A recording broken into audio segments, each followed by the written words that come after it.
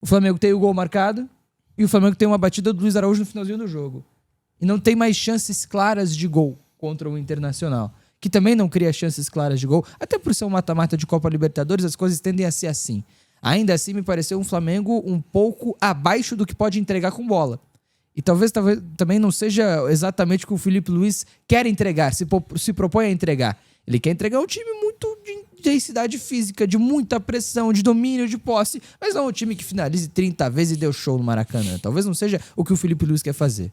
Agora, eu fico questiono um pouco isso, porque esse time do Flamengo hoje, ele passa mais segurança ao torcedor do que outros Flamengos de outros treinadores? É que, na verdade, eu acho que desde 2019 o Flamengo parece que ele vive num espiral de precisar jogar muito bem e encantar a torcida pelo que foi acostumado o torcedor com 2019, né? é isso. É aquela sombra do Jorge Jesus eterna, né? Exatamente, porque e em termos de elenco, se a gente for pegar desde 2019, o Flamengo tem o melhor elenco do Brasil em todos esses anos. Nem sempre ganhou. Ganhou a final da Libertadores contra o Atlético num pau brabo. 1-0 com um a mais. Sim. Né? E não foi difícil, e não foi fácil o jogo. Se talvez o Pedro Henrique não tivesse sido expulso, se o Terans começa a titular, o Atlético poderia ter complicado muito mais aquela final. Sim, sim. Então, assim, a pressão é muito grande. Mas a gente sempre fala de estatística aqui e tal, do gols esperados, por exemplo, e a gente analisa vários jogos que falam, nossa, esse jogo poderia ser 3-3, né? E o jogo em gols esperados foi exatamente o que aconteceu, né? 0,83 pro Flamengo, 0,09 pro Inter. Pois é. 1-0. Ok. Deu certo esse. Ponto, né? Deu Ficou certo. comprovado. E até quando se compara com o Jorge Jesus, é interessante o fator surpresa, né? Porque, beleza, o Jesus assume em junho, né? Não lembro. No meio da temporada, depois da parada, no meio da parada pra Copa América, ele assume, né? E foi mais ou menos na metade do ano. Ele vai sair do Flamengo no final de 2019, né? Começo de 2020. Sim. E é aquela coisa, assim, era um fator surpresa. Mostrou muita qualidade, mostrou. Time muito ofensivo, que dava show, verdade. Não deu tempo dos times adversários conhecerem o Flamengo em 2019 e conseguirem jogar contra o que o Flamengo quer propor. Agora, o Felipe Luiz está nesse comando desde quando? Setembro? Outubro? Já foi um final de temporada que ele pegou, que ele conseguiu ter um futebol encantador.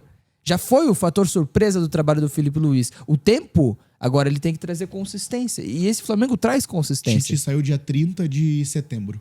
Então, Foi no demitido outubro, dia então. 30 de Outubro, setembro. O fator Então, em surpresa do outubro. trabalho do Felipe Luiz Felipe começou foi no muito bem, né? comecinho, e começou muito bem, ganhando a atropelando. Copa do Brasil, atropelando todo mundo. E aí, beleza, chega nessa temporada, chega nesse momento em que ele tem sim um esquema que é fácil de entender, né? Os adversários conseguem entender como quer jogar o Flamengo, e aí ele tem que ter consistência.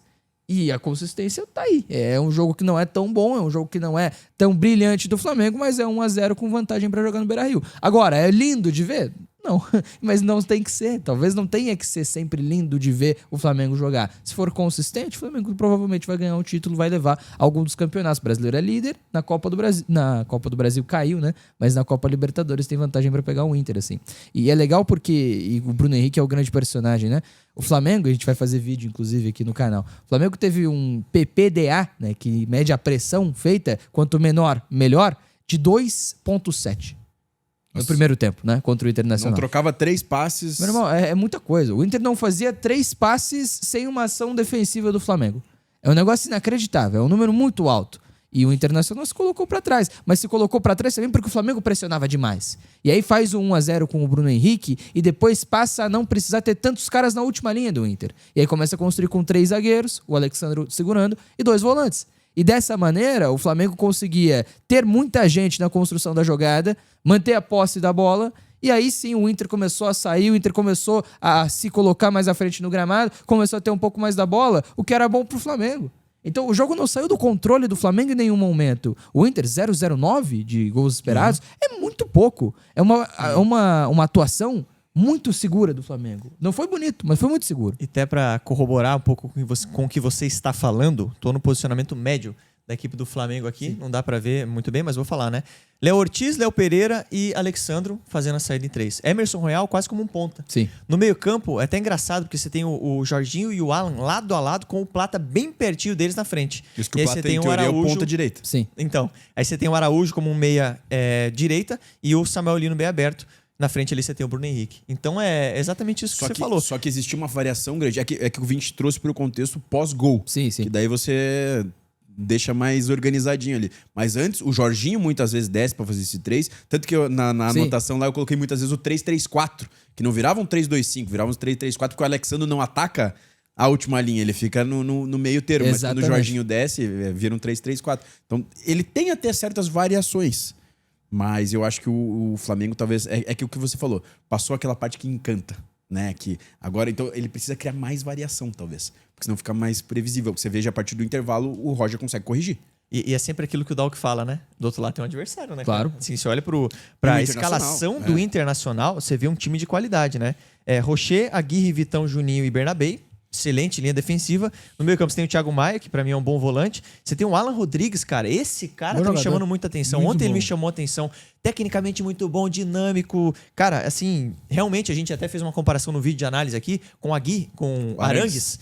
E lembra um pouco o Arangues daquela primeira passagem, né? Que A foi passagem cara- boa. Passagem boa, né? Aquele cara surpreendente, dinâmico, bola no pé, muita técnica, pisa na área. Então é um jogador que melhora muito esse time do Inter. E daí na frente você tem o Wesley, Alan Patrick, o Tabata, que também joga muita bola, Sim. e o Ricardo Matias na frente, que é um Então, expoente desse mas time, isso que daí chama a atenção do primeiro tempo do Flamengo. Que se você pega a escalação do Internacional, ela não é nada defensiva.